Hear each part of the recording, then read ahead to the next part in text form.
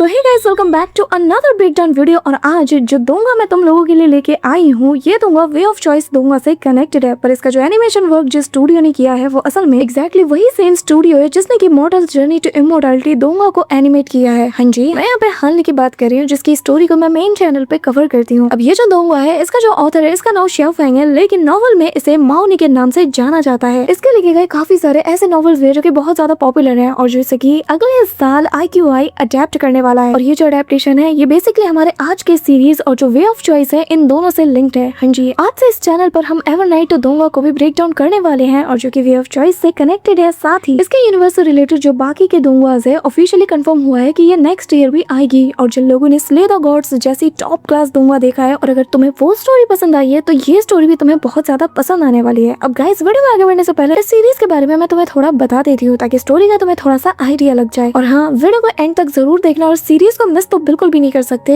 इतना जान लो कि जो चाइनीज प्लेटफॉर्म है ना, वहाँ पर इस दूंगा को आउट ऑफ 10 9.8 की रेटिंग्स दी गई है। तब अंदाजा लगा लो कि यार ये कितने कमाल की है। तो बात कर लेते कहानी के बारे में, तो बात कर लेते स्टोरी पर, जो कि एवरनाइट एक ऐसी दूंगा है जो कि एक ऐसे दुनिया के ऊपर बेस है जहाँ पर एक बहुत ही पुरानी और खतरनाक इटर्नल नाइट आने वाली है। ये कहानी है हमारे हीरो निंग क्यू की, जहाँ पर रातों रात उसकी पूरी फैमिली को पॉलिटिक्स के चलते पूरी तरीके से सफाया कर दिया जाता है और ये इकलौता सर्वाइवर बचता है अपने पूरे इंटायर फैमिली में। लेकिन अपना प्रोटैगनिस्ट हार नहीं मानता बल्कि तांग एम्पायर के कैपिटल में जाके शिफ्ट हो जाता है, जहाँ एक बहुत ही बड़े और फेमस एकेडमी में भी वो हिस्सा लेता है। और फिर जो महान फौजी है उसका 13वां और आखिरी डिसाइपल भी वो बन जाता है ताकि यहाँ पर उसके क्लैन के जितने लोगों को मार दिया गया ना उनका वो बदला ले पाए। लेकिन आगे चलकर कहानी ऐसी मोड़ लेती कि भाई सिर के बाल झड़ जाए। यहाँ पे उसकी बेस्ट फ्रेंड सांग सांग वो कोई आम लड़की नहीं बल्कि हाउ तियान की इंसानी इनकारनेशन है। अब हाउ तियान यानी कि वो जो कि दुनिया की सुप्रीम डाइटी है जो कि इटर्नल नाइट लाने वाली है। बस फिर क्या, अपना प्रोटैगनिस्ट अपनी लवर को बचाने के लिए हर हद पार कर जाता है, इवन की खुद हेवन और गॉड से भी टकरा जाता है जस्ट कॉज उसे बचाने के लिए। अब आई होप कि तुम्हें कहानी का आइडिया लग चुका होगा एंड आई होप कि जैसा प्यार तुम लोग मुझे अब तक की बाकी सीरीज में दिखाते आए हो ना, इसमें भी दिखाओगे। गाइस, इस सीरीज को मैं कवर करना चाहती थी लेकिन फिलहाल के लिए इसे मेरी फ्रेंड कवर करेगी और जब मैं ठीक हो जाऊंगी तो मैं इसे कवर करने लगूंगी। बट आई होप कि तुम लोग तब तक उसे भी उतना ही सपोर्ट दिखाओगे जितना कि तुम मुझे हमेशा हर जगह पे दिखाते आ रहे हो। तो चलो फिर वीडियो को शुरू करते हैं। तो इस सीरीज की स्टार्टिंग में हम कुछ घुड़सवारों को देखते हैं जो कि अपनी जीत का जश्न मनाते हुए बहुत ही ज्यादा तेजी में आगे की तरफ जा रहे थे। तभी दूर खड़ा एक पर्सन जिसका नाम निंग्यू था, वो उन लोगों को ऐसे जाते हुए देख रहा था।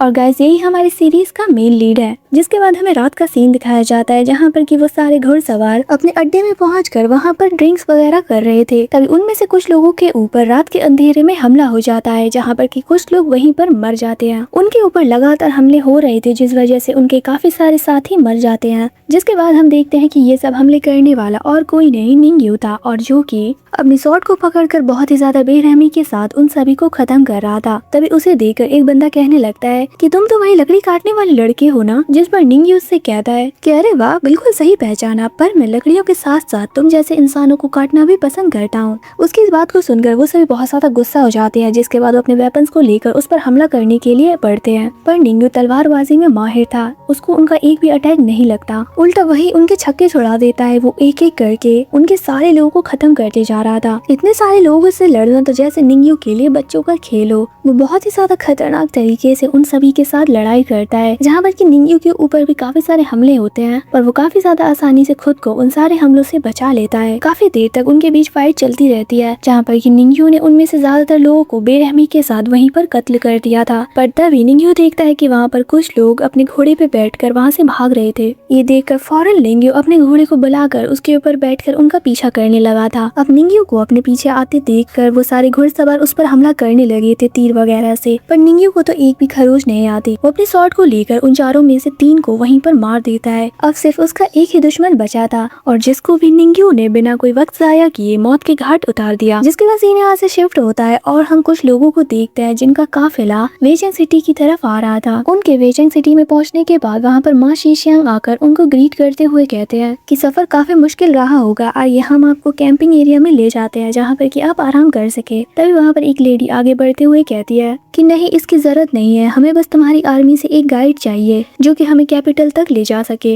वहीं दूसरी तरफ हम निंग्यू को देखते हैं जो कि अपने दोस्तों के साथ गेम्स खेल रहा था। तभी एक सीनियर आकर निंग्यू को बुलाते हैं और वो उसे बताते हैं कि जनरल ने तुम्हें याद किया है। अब निंग्यू के साथ एक लड़की जिसका नाम सान सान था, उसे देखकर वही लेडी जिसका नाम लियू है वो पूछने लगती है कि आखिर एक सिपाही कब से मेड रखने लगा। हाँ, जिस पर सान सान कहते हैं कि मैं कोई मेड नहीं हूँ। तभी निंग्यू भी आगे बढ़कर लियू से कहता है ये चाहे जो भी हो तुम्हें इससे क्या मतलब। जिसके बाद वो उसे इग्नोर करते हुए सान सान को लेकर वहाँ से चला जाता है। उसके ऐसे बर्ताव को देखकर लियू काफी ज्यादा चिढ़ जाती है और वो पूछती है कि क्या ये वही गाइड है जिसकी बात आप कर रहे थे। जिस पर वो सीनियर लियू को बताते हैं कि इस मिनिस्ट्री ऑफ वॉर से रिकमेंडेशन लेटर भी आया है और चांगन जाने के बाद ये अकेडमी का एग्जाम भी देगा। जिसके बाद रात हो जाती है और हम निंग्यू को देखते हैं जो कि जनरल मार्क के पास बैठा हुआ था। जनरल मार्क से पूछते हैं कि आखिर तुम गाइड क्यों नहीं बनना चाहते उनके। निंग्यू उन्हें बताते हैं कि आपको तो याद है कि चानियो नाम का एक गाइड पिछले साल ही मारा गया था दुश्मनों के हमलों से, और अगर मैं रॉयल फैमिली का गाइड बन गया तो पता नहीं मेरे साथ क्या होगा। जिस पर जनरल मार्क से कहते हैं कि यार तुम कितने ज्यादा डरपोक हो, मैं इसलिए चाहता हूँ कि तुम उनका गाइड बनो क्योंकि सिर्फ रिकमेंडेशन लेटर से ही तुम अकेडमी में एडमिशन नहीं ले पाओगे, तुम्हें कम से कम 3 डिपार्टमेंट्स की स्टैम्प्स चाहिए होंगी। ये सुनकर तो निंग्यू कहता है कि अरे नहीं, क्या मुसीबत है। जनरल मार्क से आगे बताते हैं कि वैसे उन लोगों में एक ओल्ड मैन है जो कि सदर्न गेट के कमाल के कल्टीवेटर है। तुम्हें कल्टीवेशन में बहुत ज्यादा इंटरेस्ट है तो वो तुम्हारे सारे सवालों का जवाब दे सकते हैं। अगर ऐसा हुआ तो तुम जो बुक हमेशा पढ़ते रहते हो वो तुम्हें पढ़ने की जरूरत नहीं होगी। जिसके बाद वो जाते हुए निंग्यू से कहते हैं कि वेइचेंग सिटी बहुत छोटी है एक अच्छा मास्टर ढूंढने के लिए, तुम्हारे पास मौका है एक नई दुनिया में जाकर अच्छा मास्टर ढूंढने का, तो इसे ऐसे गवाओ मत। अब उनकी बातों को सुनकर निंग्यू काफी ज्यादा इमोशनल हो जाता है। निंग्यू छोटे से ही इसी सिटी में पला बड़ा है, इसीलिए उसके लिए इस सिटी को छोड़कर जाना आसान नहीं। जिसके बाद निंग्यू भारी मन के साथ अपने घर में वापस आता है जहाँ पर कि सांसान उसका वेलकम करती है। उसका उतरा हुआ मुंह देखकर सांसान उससे पूछती है कि अब क्या हुआ, तुम्हारा मुंह लटका क्यों है। तभी निंग्यू अपने मूड को ठीक करते हुए इससे कहता है कि हम चांगन सिटी में जाने वाले हैं तो तुम भी अपने सामान को पैक कर लो। पहले तो सांसान उसके साथ एग्री नहीं करती, पर जैसे ही निंग्यू उसे बताता है कि चांगन जैसी बड़ी सिटी में हमारे लिए बहुत सारी अपॉर्चुनिटीज होंगी, हो सकता है कि हम बहुत ज्यादा अमीर भी हो जाए। अब पैसे का नाम सुनकर सांसान फौरन मान जाती है, वो सामान वगैरह पैक करना शुरू कर देती है। फिर तभी सोने से पहले निंग्यू सांसान से कहता है कि चांगन सिटी में जाने के बाद मैं तुम्हें वो सब दिलाऊंगा जो कि तुम चाहती हो, पर याद रखना कि वहाँ पर तुम मुझे अपना यंग मास्टर बुलाओगी। इससे ऐसा लगेगा कि जैसे मैं एक बड़ी खानदान से हूँ। जिसके बाद फिर हम अगली सुबह का सीन देखते हैं जहाँ पर कि वो दोनों निकलने के लिए तैयार हो गए थे। वो दोनों काफी ज्यादा सैड थे अपने घर और सिटी को छोड़ने की वजह से।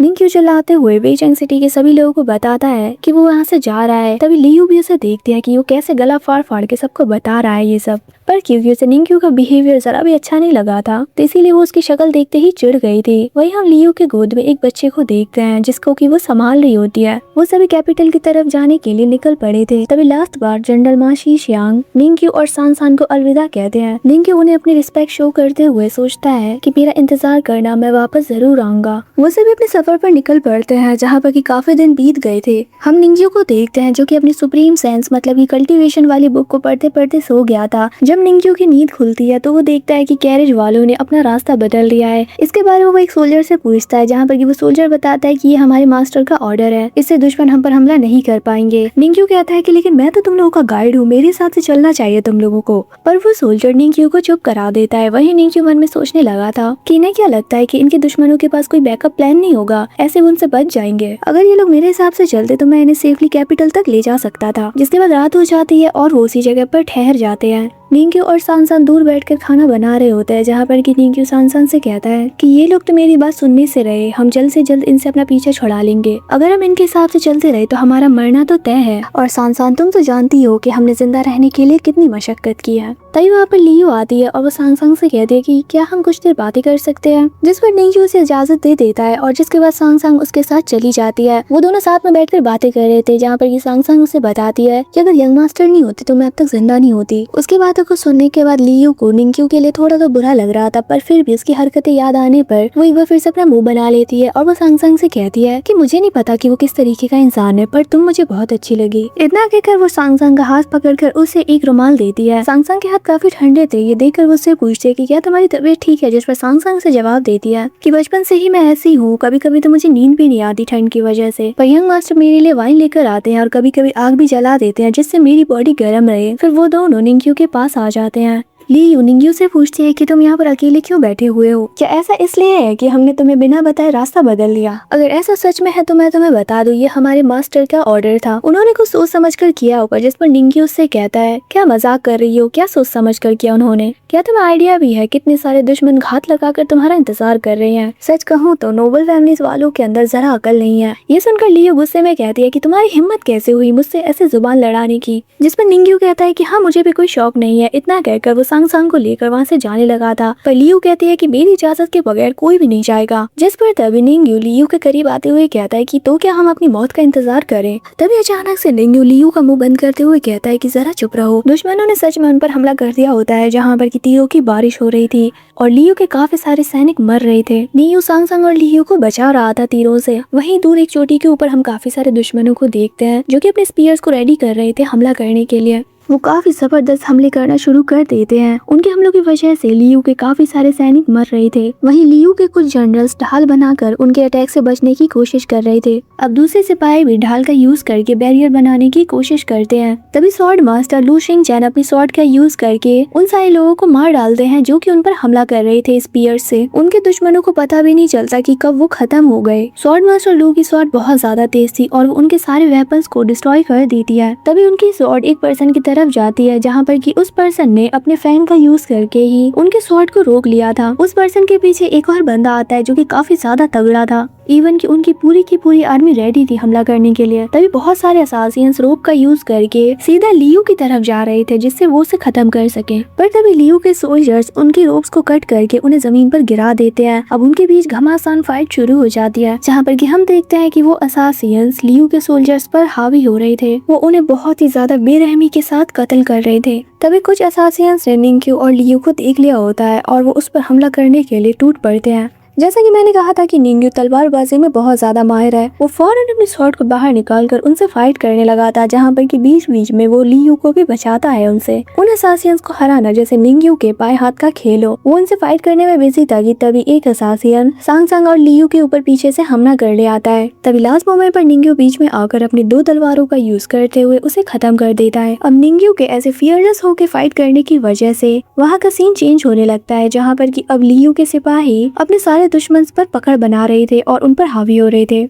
निंग्यू कमाल की फाइट कर रहा था जहाँ पर कि अकेले उसने ही काफी सारे असासियंस को मौत के घाट उतार दिया था। जिसके बाद तभी वो उसी बच्चे को देखता है जो कि अकेले गाड़ी में था। स्वॉर्डमैन लू निंग्यू से कहते हैं कि लड़के तुम हमारे यंग मास्टर का ख्याल रखो, मैं बाकियों को संभालता हूँ। अब निंग्यू 2 स्वॉर्ड को ज्वाइन करके डुअल स्वॉर्ड में कन्वर्ट कर देता है, जिसके बाद वो उसी का यूज करते हुए काफी सारे असासियंस जो कि उस पर ही अटैक करने के लिए आ रहे थे उनसे फाइट करने लग जाता है। निंग्यू असासियंस के पेट में स्वॉर्ड को घुसाते हुए उन्हें किक कर दूर भेज देता है। निंग्यू इतना ज्यादा तेज था कि काफी सारे असासियन मिलकर भी उसका कुछ भी बिगाड़ नहीं पा रहे थे। वो अकेले ही 3-4 असासियंस को बहुत ही ज्यादा इजीली किल कर रहा था। तभी इसी बीच सही मौका देखते हुए लियू उस बच्चे को लेकर आ जाती है सेफ जगह पर। निंग्यू काफी ज्यादा सीरियस होकर फाइट कर रहा था कि तभी उसे किसी की आवाज आती है, जिसके चलने की वजह से वहाँ की पूरी जमीन ही कांप उठी थी। जिसके बाद वहाँ पर वही तगड़ा बंदा आ जाता है एक पूरे के पूरे पेड़ को लेकर। वो उसी का यूज करते हुए लियू के सैनिकों की ढालों को तोड़ रहा था। उसके प्रेशर की वजह से वो सारे सैनिक दूर पीछे जा गिरे थे। उस तगड़े से बंदे ने सारे सैनिकों को हवा में उछाल दिया होता है। उसके स्ट्रेंथ को देखकर निंग्यू भी काफी ज्यादा शॉक था और वो ध्यान से उसको देखने लगता है। तभी इसी बीच स्वॉर्ड मास्टर लू अपनी स्वॉर्ड का यूज करके उसके ऊपर हमला कर देते हैं, पर मास्टर लू के स्वॉर्ड को उस बंदे ने अपने हाथ से रोक लिया था और वो अपने साथियों से कहता है मैंने इस बुड्ढे की स्वॉर्ड को पकड़ लिया है, जल्दी जाकर इस पर हमला करके इसको हमेशा के लिए खत्म कर दो। उसकी इस बात को सुनकर उसका जो दूसरा साथी था चोटी पर, वो अपनी स्वॉर्ड का यूज करके मास्टर लू के ऊपर हमला कर देता है। पर क्योंकि मास्टर लू खुद एक स्वॉर्ड कल्टीवेटर है तो उन्होंने उसके स्वॉर्ड को रोक दिया था। वहीं हम देखते हैं कि मास्टर लू की स्वॉर्ड उस बंदे के सीने के अंदर घुस जाती है, पर फिर भी वो बंदा हार नहीं मानता। पर तभी मास्टर लू ने उस पर्सन की स्वॉर्ड को पूरी तरीके से डिस्ट्रॉय कर दिया होता है जिसने कि उन पर हमला किया था, जिस वजह से वो बंदा थोड़ा इंजर्ड हो जाता है। जिसके बाद उस तगड़े इंसान की नजर लियू पर पड़ती है जो कि दूर वहाँ पर पड़ी हुई थी। उसे देखकर वो बंदा फौरन उसकी तरफ ही बढ़ने लगा था मारने के लिए। तभी वहाँ पर जो एक जनरल था वो उस पर हमला करता है रोकने के लिए, पर उस बंदे ने सिर्फ एक ही ही मौके में जनरल को दूर पटक दिया था। वो एक बार फिर से लियू की तरफ बढ़ने लगा था, जहाँ पर उसके साथ सांग सांग भी थी। इससे पहले कि वो उन्हें खत्म करता तभी मास्टर लू बहुत सारे स्पीयर्स को सीधा उसकी बॉडी के अंदर घुसा देते हैं, जिस वजह से वो थोड़ा पीछे हो गया था, पर फिर भी वो हार नहीं मानता। मास्टर लू ऑलरेडी अपनी काफी एनर्जी यूज कर चुके होते हैं फाइट में, इसीलिए वो थोड़े कमजोर पड़ने लगे थे। वहीं वो बंदा इतना ज्यादा इंजर्ड होने के बाद भी एक बार फिर से लियू की तरफ ही बढ़ने लगता है, पर तभी निंग्यू उस बंदे के पीछे से आकर अपनी स्वॉर्ड को उस पर स्टैप कर देता है, पर इसके बावजूद भी वो बंदा टच से मस नहीं होता, और जिसके बाद फाइनली निंग्यू अपनी दोनों स्वॉर्ड का यूज करके उसका खेल हमेशा हमेशा के लिए खत्म कर देता है। उसके मरने के बाद निंग्यू भी कहने लगा था कि बाप रे बाप क्या खतरनाक बंदा था। तभी हमें कुछ टाइम पहले का सीन दिखाया जाता है, जहाँ पर कि एक पर्सन हाउरन स्वॉर्ड को कल्टीवेट करने की कोशिश कर रहा था। उसको स्वॉर्ड प्रैक्टिस करने में काफी ज्यादा मुश्किलें आ रही थी, जिसके बाद हम देखते हैं कि सडनली उसके अंदर से डिमोनिक पावर्स बाहर आने लगती हैं। ऐसा लग रहा था कि जैसे वो पजेस्ड हो। फिर हमें पता चलता है कि ये उस पर्सन का ड्रीम था जिसने की मास्टर लू पर हमला किया था अपनी स्वॉर्ड के साथ। जिसके बाद फिर हम प्रेजेंट का सीन देखते हैं, जहाँ पर कि यही पर्सन धीरे धीरे आगे बढ़ते हुए चोटी से नीचे उतर जाता है। इतनी खतरनाक फाइट की वजह से वहाँ पर हर जगह तबाही मच चुकी थी। अब वो पर्सन आगे बढ़ते हुए मास्टर लू से कहने लगता है कि साउदर्न गेट के जीनियस लू शिंग चैंग, जिसने स्वॉर्ड कल्टीवेशन में महारत हासिल कर रखी है, तुमने मुझे हैरान कर दिया। जब मैं डिवाइन रिलम में पहुंचा था तो मुझे नहीं लगा था कि अब इस वर्ल्ड में कोई भी है जो कि मेरा सामना कर पाएगा, पर आज तुमने और तुम्हारे लोगों ने मेरी आंखें खोल दी और मुझे एक अच्छा सबक सिखाया। जिसका तभी मास्टर लू बाहर आकर उस पर्सन से कहने लगते हैं कि हैरान तो मैं भी हूँ, मैंने नहीं सोचा था कि एकेडमी के पास ऐसा स्वॉर्ड मास्टर होगा। वो दोनों ऐसी बातें कर रहे थे। वहीं दूसरी तरफ हम लियू को देखते हैं, जो कि उस छोटे बच्चे को एक दूसरे सैनिक को देते हुए कहती है कि प्रिंस को यहाँ से दूर सेफ जगह पर ले जाओ, हम हमारी नेक्स्ट लोकेशन पर मिलेंगे। जिसके बाद वो सिपाही प्रिंस को लेकर वहाँ से चले गए थे। फिर हम उसी पर्सन को देखते हैं जो कि मास्टर लू से बात कर रहा था, और वो कहता है कि आखिर तुम्हें कैसे पता चला कि मैं एकेडमी से बिलोंग करता हूँ। जिस पर मास्टर लू जवाब देते हुए कहते हैं कि तुम्हारे पास हाउरन स्वॉर्ड था और उसे देखकर ही मैं समझ गया कि तुम एकेडमी से बिलोंग करते होगे। वो आगे कहते हैं कि तुमने जो हमला मुझ पर किया था वो ताकतवर तो था, पर बाद में किए गए तुम्हारे अटैक काफी ज्यादा वीक थे मेरे लिए, इसीलिए मुझे तुम्हारा मोमेंटम ब्रेक करने में जरा वक्त नहीं लगा। तुम काफी स्ट्रॉन्ग हो, तुम्हें तो हमारी कंट्री को सर्व करना चाहिए था, तो आखिर तुम्हें गद्दार क्यों बन गए। जिस पर वो पर्सन कहता है कि क्या कहा गद्दार, मैं गद्दार नहीं हूँ। जिसके बाद वो लियू की तरफ देखते हुए कहने लगता है कि हमारे ग्रेट तांग के अच्छे फ्यूचर के लिए हमें इस चुड़ैल से पीछा छुड़ाना ही होगा। उसकी इस बात को सुनकर निंग्यू भी लियू की तरफ देखने लगा था। वहीं मास्टर लू जवाब देते हुए कहते हैं कि एक बेतुकी सी भविष्यवाणी के चलते तुमने इतने सारे लोगों को मार डाला। मैं प्रिंसेस को बहुत सालों से फॉलो कर रहा हूँ और उनके अंदर मुझे कुछ भी ऐसा नहीं लगा जिससे हमारे ग्रेट तांग को खतरा हो। हम दोनों ही डिवाइन रियलम पर हैं, चाहे भले ही तुम एक स्वॉर्ड मास्टर क्यों ना हो, पर मैंने तुम्हारी स्वॉर्ड को ऑलरेडी डिस्ट्रॉय कर दिया है और अपनी स्वॉर्ड के बिना तुम कुछ भी नहीं हो। पर तभी वो पर्सन हंसते हुए कहने लगता है कि अच्छा ऐसा क्या। इतना कहकर वो डीमन की तरह हंसने लगता है और वहाँ पर जितने भी लोग मौजूद थे उनकी स्पिरिट एनर्जी को सक करने लगा था। वहाँ पर हवा का बहुत ज्यादा प्रेशर बन जाता है, जहाँ पर कि वो सारे लोग उसकी तरफ खींचने लगे थे। निंग्यू सांग सांग और लियू को पकड़े हुए था। वहीं दूसरी तरफ मास्टर लू ये सब देखकर कहने लगते हैं कि एकेडमी का एक मेंबर डीमन सेट की स्किल को यूज कर रहा है, आखिर कोई इस हद तक कैसे गिर सकता है। वहीं दूसरी तरफ वो पर्सन हंसते हुए मास्टर लू के ऊपर हमला करता है, जिसके अटैक को रोकने के लिए मास्टर लू अपनी स्पिरिचुअल एनर्जी का यूज करके एक बैरियर बनाते हैं। वहीं दूसरी तरफ हम निंग्यू, सांग सांग और लियू को देखते हैं जो कि जैसे तैसे खुद को संभाल रहे थे। एक मोमेंट पर निंग्यू उस पर्सन की तरफ खींचने लगा था, पर तभी वो एक पेड़ के सहारे खुद को बचा लेता है। निंग्यू देखता है कि ये पर्सन कैसे डिमोनिक स्किल का यूज करके इतने सारे लोगों की स्पिरिट एनर्जी को कंज्यूम कर रहा है, पर तभी मास्टर लू अपनी पावर्स का यूज करके उसे ऐसा करने से रोक देते हैं। ये देखकर वो पर्सन एक बुलेट जैसा कुछ फॉर्म करके सीधा मास्टर लू के ऊपर अटैक कर देता है। मास्टर लू बैरियर बनाकर उसके अटैक से बच तो रहे थे, पर वो पहले से ही काफी ज्यादा वीक हो गए हैं, जिस वजह से उनके बैरियर में भी क्रैक्स पड़ने लगे थे।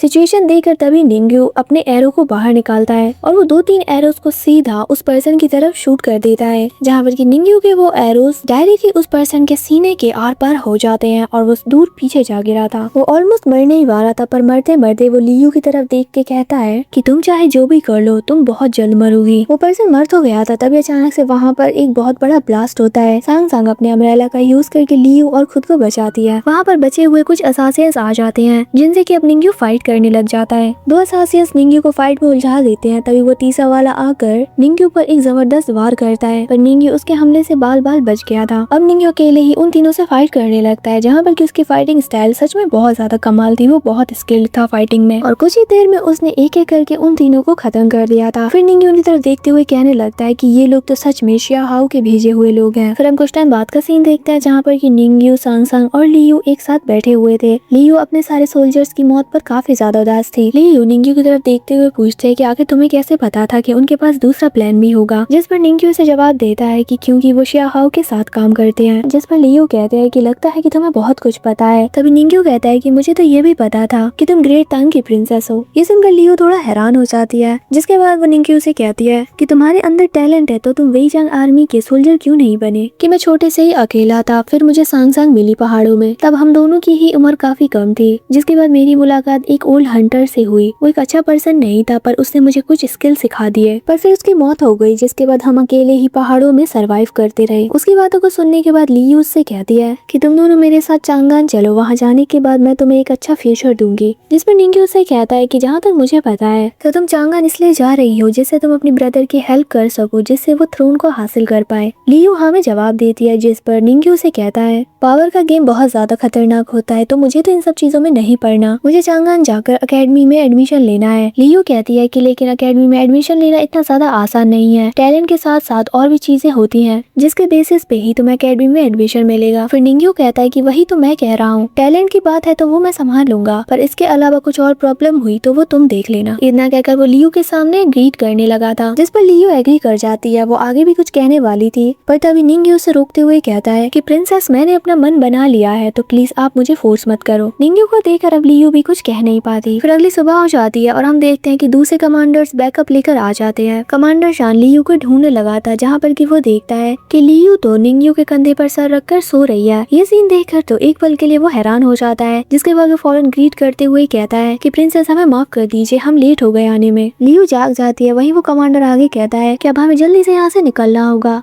इतना कहकर वो लियू को कैरेज में बैठने को कहता है। वहीं वो निंगयू की तरफ देखते हुए उसे घूरने लगता है। अब लियू वहाँ से जा रही होती है कि तभी निंगयू उसे रोकते हुए कहता है कि प्रिंसेस मुझे आपसे कुछ कहना था। जिस पर लियू ब्लश करते हुए उससे कहती है कि जब हम चांगान पहुँच जाए तब कहना। इतना कहकर वो जाने लगी थी। उन दोनों को ऐसे बात करता हुआ देखकर जनरल शान को तो बहुत गुस्सा आ रहा था। वहीं निंगयू तो उसे चिढ़ाने लगता है मुंह बनाकर। तभी सांग निंगयू के पास आकर पूछती है कि क्या तुमने ये जानबूझकर किया। जिस पर निंगयू कहता है कि हाँ बिल्कुल, तुमने देखा नहीं कि ये शान का बच्चा कैसे मुझे घूर रहा था, इसीलिए मैंने उसके मजे ले लिए। तुम्हें क्या लगा कि मैं प्रिंसेस से ये कहने वाला हूँ कि प्रिंसेस लियू मुझे आपसे प्यार हो गया है। इतना कहकर वो दोनों हंसने लगे थे। जिसके बाद वो एक बार फिर से अपने सफर पर निकल पड़ते हैं, जहाँ पर कि सांग निंगयू से कहती है मुझे डर है कि प्रिंसेस सच में ये मान न बैठे कि तुम्हें उनसे प्यार हो गया है। जिस पर निंगयू जवाब देता है कि वो पागल ही होगी अगर उसने ये सच माना, वैसे गलती उसकी नहीं है, इतने सारे बेवकूफों के बीच रह के कोई भी पागल हो जाएगा। उसके सोल्जर्स, कमांडर और जनरल सब के सब पागल है। फिर काफी दिन बीत जाते हैं और हम देखते हैं कि एक सोल्जर निंगयू के पास आकर कहता है कि मास्टर लू तुमसे मिलना चाहते हैं। ये सुनकर वो काफी ज्यादा खुश हो गया था। अब निंगयू और सांग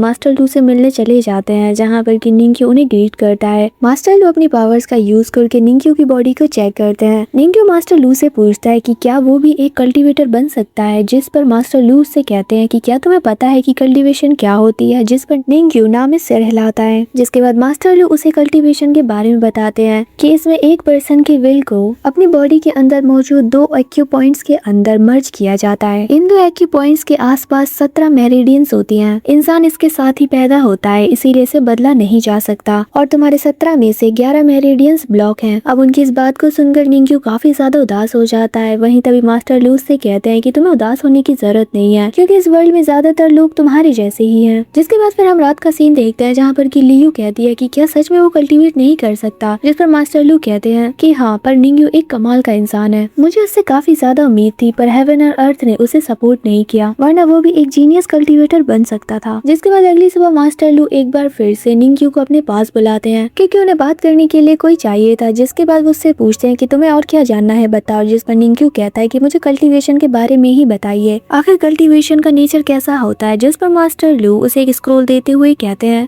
तो फिर सबसे पहले मैं तुम्हें हाथियन साइड के कल्टीवेटर के बारे में बताता हूँ, जिसे कि हेवन और अर्थ ने चूज किया। उनके पास कमाल की नॉलेज होती है और वो वाइटल की को कंट्रोल कर सकते हैं, और वो तब तक ऐसा करते हैं जब तक वो उसमें मास्टर ना कर ले। और इसी को कल्टीवेशन कहते हैं। एग्जाम्पल के तौर पर उस पर्सन को ही याद कर लो जिसने कि हम पर अपनी स्वॉर्ड से हमला किया था। उसने इस वर्ल्ड की वाइटल की को स्वॉर्ड में गैदर कर लिया, जिस वजह से वो एक स्वॉर्ड मास्टर बना। ऐसे ही अगर कोई वाइटल की को स्पेल में गैदर करेगा तो वो एक स्पेल मास्टर बनेगा, फॉर्मेशन में करेगा तो फॉर्मेशन मास्टर बनेगा, और स्पिरिट में करेगा तो स्पिरिट मास्टर। उनकी बातों को निंग्यू बहुत ध्यान से सुन रहा था, जिसके बाद वो कहता है कि तो फिर अगर कोई वाइटल की को बुक में गैदर करेगा तो वो क्या बुक मास्टर बनेगा। अब उसकी इस बात को सुनकर मास्टर लू थोड़ा चिढ़ गए थे और उनके पास कहने को कुछ नहीं होता है। उसके ऊपर चिल्लाते हुए कहते हैं कि तुम्हें अकल भी है, तुम क्या कह रहे हो। फिर रात हो जाती है और हम इन दोनों को अभी भी साथ देखते हैं, जहाँ पर कि मास्टर लू उसको बता रहे थे कल्टीवेटर्स भी इंसान है तो उनकी भी कमजोरी होती है। तुम्हें याद है उस स्वॉर्ड मास्टर के साथ एक तगड़ा सा बंदा था, तो वो उस स्वॉर्ड मास्टर का गार्ड था। जैसे कि मुझे मेरी आर्मी प्रोटेक्ट कर रही थी, वैसे ही वो उसको प्रोटेक्ट कर रहा था। कल्टीवेटर्स को डर होता है कि कोई क्लोज रेंज में उन्हें मार ना डाले, तो इसीलिए हमें एक भरोसेमंद और स्ट्रॉन्ग पर्सन की जरूरत होती है हमें डेंजर से बचाने के लिए। अगर तुम उसके गार्ड को नहीं मारते तो पक्का वो स्वॉर्ड मास्टर अभी तक जिंदा होता। फिर अगले दिन भी मास्टर लू निंग्यू के साथ इन्हीं सब के ऊपर बातें कर रहे थे, जहाँ पर वो उसे रियलम के बारे में बताते हैं कि मैं अभी डिवाइन रियलम पर हूँ और ये मेरे लिए बहुत शर्म की बात है कि मुझे यहाँ तक पहुँचने में इतने साल लग गए। तभी निंग्यू उनसे पूछता है कि वैसे इसके ऊपर कौन सा रियलम है, जिस पर वो बताते हैं कि इसके बाद हेवनली रियलम है। तुम कल्टिवेट नहीं कर सकते पर फिर भी तुम इतने ज्यादा क्यूरियस क्यों हो। जिस पर वो अपने स्वॉर्ड को बाहर निकालते हुए कहता है क्योंकि एक दिन आएगा जब मुझे कल्टीवेटर से फाइट करनी होगी, इसीलिए मुझे कल्टीवेशन और कल्टीवेटर्स के बारे में सब कुछ जानना है। ये सुनकर मास्टर लू से काफी ज्यादा इम्प्रेस हो गए थे।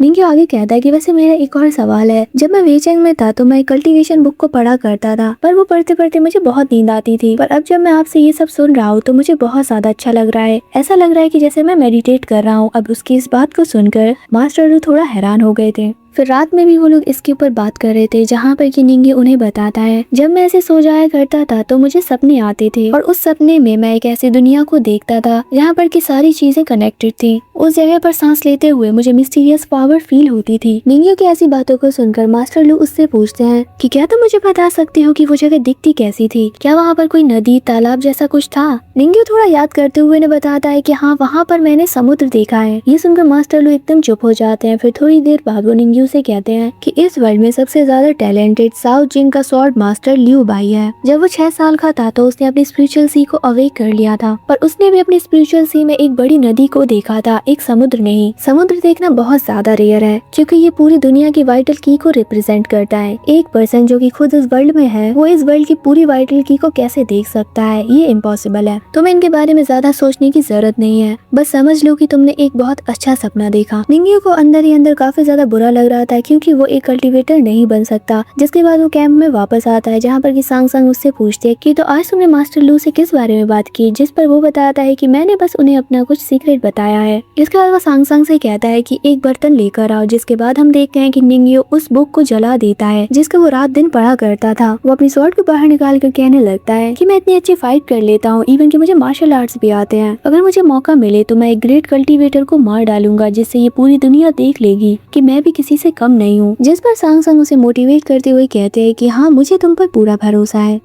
जिसके बाद फिर हम अगली सुबह का सीन देखते हैं, जहाँ पर कि एक बार फिर से निंग्यू सपने में होता है। वो सपने में देखता है कि वो समुद्र अचानक से चेंज होने लगा था और वहाँ पर काले बादलों से बने 3 बड़े फिगर्स अपीयर होते हैं। निंग्यू को जरा भी आइडिया नहीं था कि ये लोग कौन है। वहीं तभी उसके पीछे एक पर्सन दिखाई देता है, जिसे देखकर निंग्यू पूछता है कि आखिर तुम कौन हो, क्यों छुप रहे हो। पर वो पर्सन वहाँ से गायब हो जाता है। तभी वहाँ पर और भी ज्यादा फिगर्स आते हुए कहने लगते हैं कि रात हो रही है, आखिर तुम हमें डिस्टर्ब क्यों कर रहे हो। वो पूरा आसमान लाल हो जाता है और हम देखते हैं कि वहाँ पर बहुत सारे फेसेस अपीयर होते हैं। वो निंग्यू की तरफ देखते हुए बस इसी लाइन को दोहरा रहे थे। वो सपना बहुत ज्यादा डरावना था और जिसके बाद एकदम से निंग्यू की आंख खुल जाती है, जहाँ पर उसको मास्टर लू खड़े हुए दिखाई देते हैं। वो उनके पास जाता है और मास्टर लू से बताते हैं कि लो हम चांगन सिटी में पहुंच गए। चांगन सिटी बहुत बड़ी है और वहाँ पर बहुत अलग अलग तरीके के लोग हैं, तो तुम वहाँ पर संभल के रहना। जिस पर निंग्यू कहता है कि जैसा आप कहें। फिर कुछ टाइम के बाद हम देखते हैं कि सांग सांग और निंग्यू चांगन सिटी में एंटर करते हैं, जहाँ पर इतनी बड़ी सिटी को देखकर सांग सांग तो बहुत ज्यादा खुश हो गई थी और वो हैरान होते हुए कहती है कि ये सिटी तो कितनी ज्यादा बड़ी है। वहाँ पर बहुत तरीके के सामान थे जिन्हें कि सांग सांग बहुत ध्यान से देख रही थी। वो लोग आगे जा ही रहे थे कि तभी अचानक से सांग सांग को बहुत जोर की ठंड लगने लगती है और जिसके बाद हम देखते हैं कि वहाँ पर काले बादल आ जाते हैं और बारिश भी शुरू हो गई थी। थोड़ी देर बाद निंग्यू सांग सांग से पूछता है कि क्या आप तुम ठीक हो, जिस पर सांग सांग कहते हैं कि हाँ मैं पहले से ठीक हूँ, मुझे नहीं पता मुझे अचानक से इतनी ठंड क्यों लगने लगी थी। वो लोग ऐसी बातें कर रहे थे कि तभी निंग्यू को एक मेंशन दिखाई देता है, जिसे देखकर निंग्यू को पास्ट की कुछ चीजें याद आने लगती है, जहाँ पर कि कुछ सोल्जर्स आम लोगों को मार रहे होते हैं। जिसके बाद फिर वो आगे मेन सिटी गेट पर पहुंच जाते हैं, जहाँ पर कि निंग्यू सोल्जर को रिकमेंडेशन लेटर दिखाता है जिससे कि वो अंदर जा सके। सोल्जर उसको एंट्री दे देते हैं, पर वो उसे वार्न करते हैं कि तुम्हारे पास एक स्वॉर्ड है तो संभल के रहना, सिटी में किसी को भी इंजर्ड मत करना। अब रात हो जाती है और हम देखते हैं कि वो लोग एक रेस्टोरेंट में खाना खाने के लिए जाते हैं। तब अचानक से एक पर्सन आकर निंग्यू के ठीक अपोजिट साइड में बैठ जाता है। तभी निंग्यू स्माइल करते हुए कहता है कि हाँ तो कैसे हो तुम, जिस पर वो पर्सन जवाब देते हुए कहता है कि अच्छा हूँ लेकिन तुम्हारे जितना नहीं, तुम तो अकेडमी ज्वाइन करने वाले हो, साथ ही तुम्हारी एक छोटी मेट भी है। निंग्यू उससे कहता है कि काम की बात करते हैं, तो बता अब तक तुमने कितने लोगों का पता लगाया। जिस पर वो आदमी कहता है कि ये काम बहुत ज्यादा मुश्किल है, लेकिन मैंने 2 लोगों का पता लगाया है जो कि अभी इसी सिटी में मौजूद है और एक बदतरीन जिंदगी जी रहे हैं। जिसके बाद वो पर्सन निंग्यू के करीब आकर उसे बताता है कि अभी सारे जनरल्स बॉर्डर को गार्ड कर रहे हैं और वहीं मिनिस्ट्री ऑफ वॉर तो इंपीरियल प्रिंस के पालतू कुत्ते बन गए हैं। पता नहीं आगे हमारे किंग के माइंड में चल क्या रहा है। तभी सांग सांग निंग्यू से पूछती है कि ये पर्सन कौन है, जिस पर वो पर्सन बताता है कि मेरा नाम जुओ है और मैं तुम्हारे यंग मास्टर का दोस्त हूँ, बहुत पुराना दोस्त है ना निंग्यू। जिस पर तभी निंग्यू उससे कहता है कि हाँ वो सब तो ठीक है, लेकिन तुम इतना ज्यादा चिपक क्यों रही हो मुझसे। फिर वो दोनों ऐसे ही हंसी मजाक करने लगते हैं। जो सांग सांग से कहता है कि मैं और तुम्हारा यंग मास्टर कैसे मिले, मैं बताता हूँ तुम्हें। हमारी बचपन की मेमोरीज उतनी अच्छी नहीं है। तो कई साल पहले तांग डायनेस्टी ने यान डायनेस्टी के खिलाफ वॉर शुरू कर दी थी, पर इस वॉर में शाह अपनी आर्मी के साथ लेट पहुंचे थे, जिस वजह से कोर्ट ने उन्हें बहुत खरी खोटी सुनाई कि एक इतने बड़े जनरल होने के बावजूद वो अपनी जिम्मेदारी अच्छे से नहीं निभा पाए। लेकिन उन्होंने सजा से बचने के लिए अपना इल्जाम दूसरों पर लगा दिया और कहा कि रास्ते में यान डायनेस्टी के कुछ लोगों से हमारी फाइट हो रही थी, इसीलिए हम लेट हो गए। पर जिस रास्ते से वो आ रहे थे वहाँ पर एक छोटा सा गाँव था। शाह ने अपने लोगों को भेजकर उस गाँव में मौजूद सभी लोग को मार डाला, जिससे ऐसा लगे कि सच में वहाँ पर फाइट हुई थी। रातों रात मेरा घर और वो पूरा गाँव तबाह हो गया। मेरे बड़े भाई ने मुझे बचा लिया था, पर अफसोस कि वो मारा गया। तभी सांग सांग जुओ से पूछती है कि तो फिर मेरे यंग मास्टर कहाँ पर थे उस वक्त। जिस पर निंग्यू उससे कहता है कि मैं लाशों की ढेर में दबा हुआ था, फिर मैंने देखा कि एक छोटी बच्ची रो रही है जो कि तुम थी और मैंने तब तुम्हें वहाँ से निकाला। जुओ कहता है कि और उस दिन के बाद से ही हम लोग दोस्त बन गए। तभी निंग्यू कहता है कि वैसे ये सब बातें छोड़ो और तुम मुझे बताओ कि बड़े होने के बाद तुम तो शाह के बॉडीगार्ड बन गए थे ना, तो अब अचानक से तुम एक चांगान के एजेंट कैसे बन गए। जुओ से बताता है कि मिनिस्ट्री ऑफ वॉर ने मुझे पकड़ लिया था और मुझे यहाँ भेज दिया, मैं तो बेकार हूँ। जिस पर निंग्यू उससे कहता है कि अरे ऐसा नहीं है, तुम बेकार बिल्कुल नहीं हो। अगर तुम हमें खबर नहीं देते कि शाह असासियंस को सेंड करने वाला है हमें मारने के लिए, तो आज हम जिंदा भी नहीं होते। निंग्यू से पूछता है कि वैसे तुम तो एक एजेंट हो, तो आखिर ऐसे कपड़े पहनकर क्यों घूम रहे हो। जिस पर जुओ से बताता है कि मिनिस्ट्री ऑफ वॉर हमारे गैंग के ऊपर नजर रखे हुए है, इसीलिए मुझे ऐसे घूमना पड़ रहा है। वैसे मेरा बॉस एक बहुत अच्छा इंसान है, जब तुम उससे मिलोगे तो खुद समझ जाओगे। फिर हम कुछ टाइम बाद का सीन देखते हैं जहाँ पर कि निंग्यू और सांग सांग अकेले बैठे हुए थे। निंग्यू का मुंह उतरा हुआ था, जिस पर सांग सांग उससे कहती है कि तुम अपने बचपन के एक दोस्त से मिले, प्रिंसेस की वजह से तुम्हें 3 मिनिस्ट्रीज का स्टैम्प भी मिल गया और तुम एलिजिबल हो गए एग्जाम के लिए, तो अब भी तुम क्यों उदास हो। जिस पर निंग्यू से बताता है कि चाहे मैं अकेडमी ज्वाइन ही क्यों ना कर लूं, खाना पीना रहना पढ़ना सब मुझे ही करना होगा। ये सब करने में हर महीने हमारे 30 सिल्वर टाइल्स चले जाएंगे। ये सब सुनने के बाद सांग सांग उससे कहती है कि तो मेरे पास एक आइडिया है, तुम्हें कैलीग्राफी आती है ना, तो क्यों ना तुम अपनी कैलीग्राफी सेल करो। पहले तो निंग्यू झिझक रहा था, पर ना चाह के भी उसे हामी भरनी पड़ती है इसके लिए। फिर अगली सुबह हो जाती है और वो लोग अपने लिए घर ढूंढने निकल पड़ते हैं। रास्ते में उन्हें एक ओल्ड मैन की शॉप दिखाई देती है जो कि लॉटरी सेल करता है। सांग सांग निंग्यू से कहती है कि तुम्हें तो लिखना अच्छे से आता है, क्यों ना हम अपना लक ट्राई करें। निंग्यू कहता है कि ये सब स्कैमर होते हैं, पर फिर भी अगर तुम कह रही है तो चलो करते हैं। वो ओल्ड मैन निंग्यू को अपना कहा एक वर्ड लिखने को कहता है, जिसे कि निंग्यू ने बहुत अच्छी तरीके से लिख दिया था। वो सांग सांग के लिए डम्पलिंग्स लेके वहाँ से चला गया था, पर वो ओल्ड मैन तो निंग्यू के हैंड राइटिंग को देखकर इम्प्रेस हो जाता है, लेकिन उसके कुछ कहने से पहले ही निंग्यू वहाँ से चला गया था। जिसके बाद हम निंग्यू और सांग सांग को देखते हैं, जिन्हें काफी देर ढूंढने के बाद कम रेंट के ऊपर एक रहने लायक घर मिल जाता है। सांग सांग उस घर की साफ सफाई वगैरह कर रही थी, वहीं दूसरी तरफ निंग्यू कैलीग्राफी प्रैक्टिस कर रहा था। फिर कुछ दिन बीत जाते हैं और हम देखते हैं कि निंग्यू अपने पास वाली शॉप में जाकर कुछ खाने को ले रहा था। वहाँ पर वो उस ओनर से कहता है कि अब से हम पड़ोसी हैं। अब उसकी इस बात को सुनकर वो पर्सन कहने लगता है कि अच्छा तो वो तुम हो जिसने उस घर को रेंट पर लिया है। वो और भी कुछ कहने वाला था, पर वो रुक जाता है। जिसके बाद हम देखते हैं अपने घर वापस जाने के बाद निंग्यू को वहाँ पर एक पर्सन दिखाई देता है जिसका नाम चाओ था, और वो निंग्यू की कैलीग्राफी को देखने लगता है। चाओ को देखकर निंग्यू सोच रहा था कि शायद ये एक कस्टमर होगा, पर तभी चाओ उससे पूछता है कि इस जगह को कोई भी रेंट पर नहीं लेना चाहता था, तो तुमने इसको रेंट पर क्यों लिया। जिस पर निंग्यू जवाब देता है क्योंकि ये जगह शांत और अच्छी है और ये मुझे सस्ते में मिल गया। जिस पर चाओ से कहता है कि हाँ तुम सही कह रहे हो, ये जगह शांत है, पर क्या तुमने सोचा कि इस गली की दूसरी दुकानें बंद क्यों रहती हैं। उसके इस सवाल का निंग्यू के पास कोई जवाब नहीं होता। जिसके बाद चाओ से बताता है कि मिनिस्ट्री ऑफ रेवेन्यू अपने वेयर हाउस को एक्सपेंड करना चाहते हैं, इसीलिए उन्हें ये जगह चाहिए और गवर्नमेंट लोगों को कंपनसेशन बहुत कम दे रहे हैं, इसीलिए इस जगह को रेंट लेना बहुत ज्यादा रिस्की है। उसके ऐसी बातों को सुनकर तभी निंग्यू उससे पूछता है कि आखिर तुम कौन हो, तुम इतना सब कैसे पता, जिस पर चाओ से बताता है कि इस गली में तुम्हें जितनी भी दुकानें दिख रही हैं वो सब की सब मेरी हैं। तभी वहाँ पर सांगसांग आती है और वो निंग्यू से पूछती है कि ये पर्सन कौन है,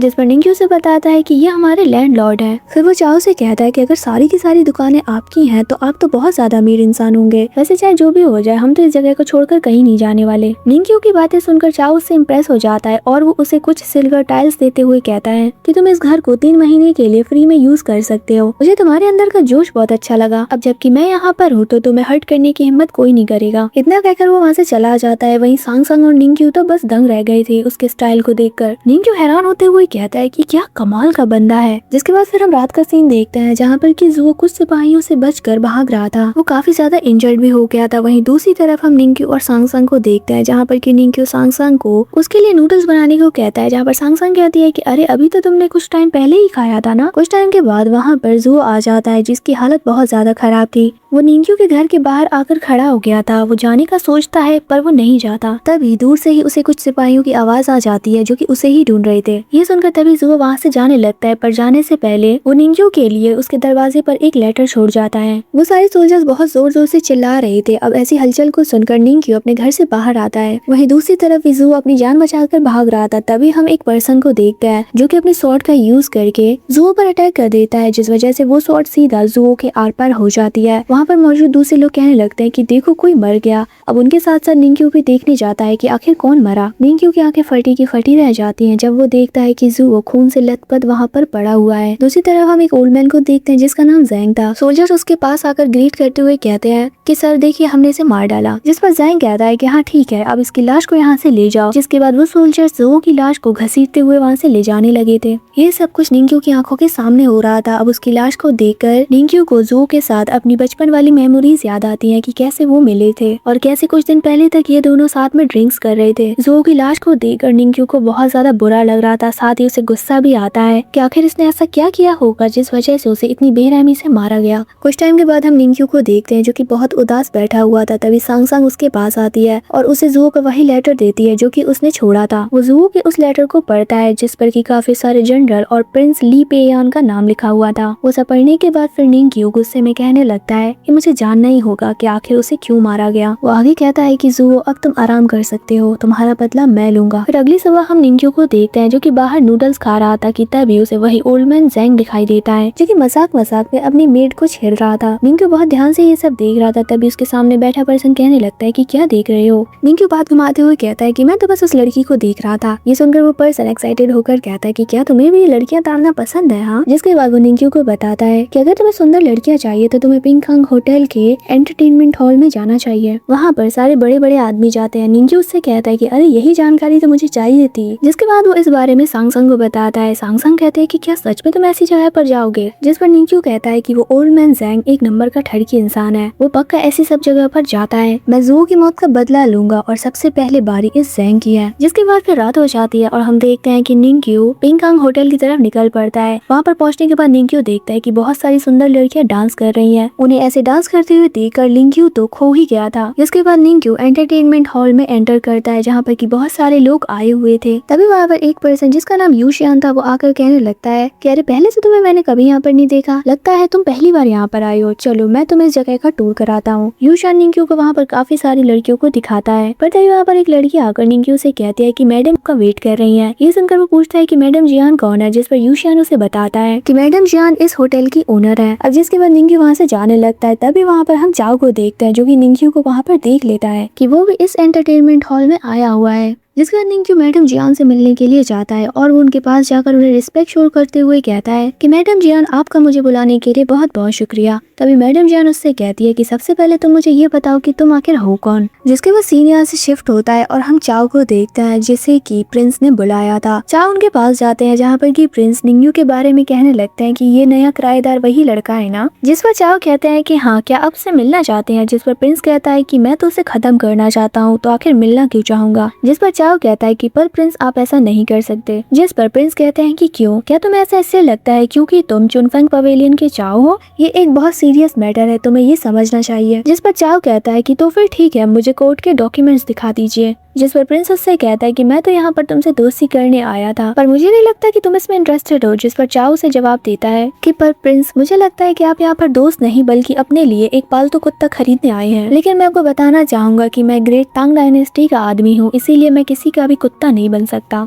इतना कहकर चाओ वहाँ से जाने लगा था कि तभी प्रिंस उससे कहता है, एक बार के लिए लोग कुत्ते को भी खाना खिला सकते हैं, पर तुम्हारे जैसे लोग जो कि कीड़े के जैसे हैं, उन्हें सिर्फ कुचलकर मारा जाता है। जिसके बाद सीन वहाँ से शिफ्ट होता है और हम निंग्यू को देखते हैं जो कि मैडम जियान की मसाज कर रहा था। मैडम जियान उससे कहती है कि तुम बहुत जल्द अकेडमी ज्वाइन करने वाले हो, तो आखिर तुम यहाँ पर आकर अपना समय क्यों बर्बाद कर रहे? जिस पर निंग्यू जवाब देता है कि मैं यहाँ पर नया हूँ, इसीलिए बस आसपास की जगह देख रहा था। मैंने बाहर लड़कियों को डांस करते हुए देखा तो मैं खुद को रोक नहीं पाया अंदर आने से। जिसके बाद मैडम जियान कहते हैं कि चलो ठीक है, अगर तुम इतने ही क्यूरियस हो तो मैं किसी को तुम्हें घुमाने के लिए कह देती हूँ, फिर तुम घर चले जाना। जिसके बाद मैडम जियान उसी लड़की को बुलाती है जिसका नाम शाओ था। वो शाओ को निंग्यू को घुमाने को कहती है। जिसके बाद शाओ बिल्कुल ऐसा ही करने लगी थी। रास्ते में शाओ निंग्यू से कहती है कि पता नहीं मैडम तुम पर इतनी ज्यादा मेहरबान क्यों है, तुम्हारे पास तो पैसे भी नहीं है और तुम काफी यंग हो इस जगह पर आने के लिए, पता नहीं आखिर लड़के ऐसे क्यों होते हैं। अब वो ये सब कहते हुए आगे जा रही थी कि तभी वहाँ पर कुछ लेडीज आ जाती हैं और वो निंग्यू की तरफ देखकर कहने लगते हैं कि अरे क्या हैंडसम लड़का है। तभी शाओ ने रोकते हुए कहती है कि मैडम जियान का ऑर्डर है कि कोई भी लड़की इसके करीब आने की कोशिश नहीं करेगी, ये अभी स्टूडेंट है जो कि बहुत जल्द अकेडमी ज्वाइन करने वाला है। जिस पर तभी वो लेडी हंसते हुए कहने लगते हैं कि अरे शाओ तुम कितनी ज्यादा घबरा गई, हम तो बस मजाक कर रहे थे। तभी अचानक से वहाँ पर एक लड़की जिसका नाम शुई था वो आ जाती है और ये लड़की ही बाहर डांस कर रही थी। उसे देखकर निंग्यू कहता है कि अरे ये तो वही है। शाओ उससे कहते हैं कि मैडम के खिलाफ जाने की कोशिश मत करना। जिस पर शुई कहते हैं कि हम ऐसा करने के बारे में सोच भी नहीं सकती, पर ये लड़का मुझे पसंद आ गया, मैं इसके साथ कुछ देर खेलना चाहूंगी। इतना कहकर वो निंग्यू को पकड़कर वहाँ से ले जाने लगती है। शुई निंग्यू को लेकर बाहर आ जाती है। शुई काफी ज्यादा सुंदर थी और निंग्यू तो बस उसे देखते ही रह जाता है। कुछ टाइम के बाद वहाँ पर फिर से शाओ आती है और वो चिल्लाती हुई कहते हैं कि अरे ये दोनों कहाँ चले गए, अगर मैडम को पता चल गया तो बहुत बुरा होगा, उन्हें बहुत गुस्सा आएगा। वो दोनों पास ही छिपकर बातें कर रहे थे। फिर थोड़ी देर के बाद निंग्यू घर वापस आ जाता है जहाँ पर कि सांग उससे पूछती है कि तुमने वहाँ पर क्या किया, ये मत कहना कि तुम सिर्फ मजे करने गए थे, कुछ पता चला तुम्हें? जिस पर निंग्यू एक सिल्वर टाइल को बाहर निकालते हुए कहता है कि ये देखो मुझे क्या मिला, ये मिस शुई ने मुझे दिया है एज अ गिफ्ट। जिस पर सांग उससे पूछते है कि ऐसा तुमने क्या किया? निंग्यू से बताता है कि कुछ भी तो नहीं, मैंने बस उसे एक बहुत ही ज्यादा इमोशनल स्टोरी सुनाई। वैसे मुझे ये भी पता चला कि वो ठरकी बुड्ढा ज़ैंग मिस शुई का रेगुलर कस्टमर है, क्या इत्तेफाक है ना? जिस पर तभी सांग उससे पूछती है कि तो फिर वो कब वहाँ जाएगा? जिस पर वो कहता है कि कल। फिर हम अगली सुबह का सीन देखते हैं जहाँ पर कि ओल्ड मैन ज़ैंग अपने घर वापस आया था। घर जाने के बाद उसकी पत्नी इसके ऊपर चिल्लाते हुए कहती है कि कहाँ गुलछर्रे उड़ा रही थी इतने दिनों से। जिस पर ज़ैंग कहता है कि अरे नहीं, मैं तो काम से बाहर गया था। उसकी पत्नी कहती है कि अगर किसी दिन मैंने तुम्हें रंगे हाथों पकड़ा ना तो देखना मैं तुम्हारी एक एक हड्डी तोड़ दूंगी। फिर रात हो जाती है और हम देखते हैं कि ओल्ड मैन ज़ैंग छिपते छिपाते होटल की तरफ जा रहा था। कुछ टाइम में वो वहाँ पर पहुंच जाता है जहाँ पर कि हम निंग्यू को देखते हैं जो कि उसे ही देख रहा था। अंदर जाने के बाद ज़ैंग बाटतब में नहाते हुए बड़बड़ाने लगता है कि मेरी पत्नी तो कितनी बुरी तरीके से मारती है, एक नंबर की चुड़ैल है वो। तभी पीछे से निंग्यू आकर उसे पकड़कर उसके मुंह में रुमाल डालकर उसे बांधकर फेंक देता है। ज़ैंग काफी ज्यादा डर गया था जहाँ पर कि निंग्यू उससे कहता है कि मैं तुम्हारे मुंह से रुमाल निकाल दूंगा, अगर तुमने जरा भी आवाज की तो मैं तुम्हें हमेशा के लिए खत्म कर दूंगा, समझ गए?